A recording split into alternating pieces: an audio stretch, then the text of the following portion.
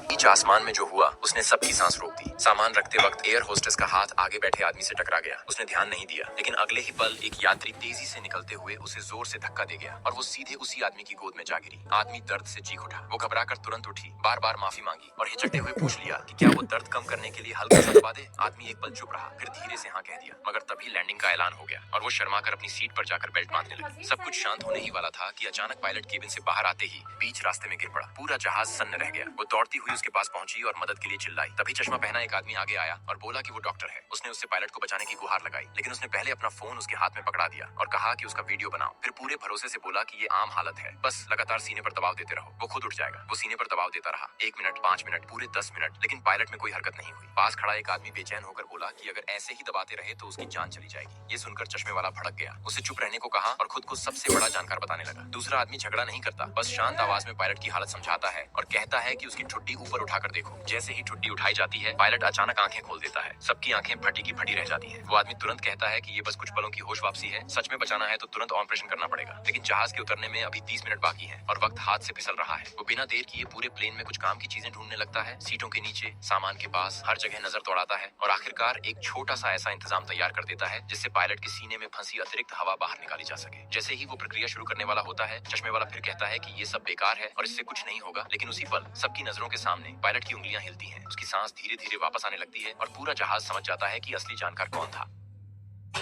Flight के बीच आसमान में जो हुआ उसने सबकी सांस रोक दी। सामान रखते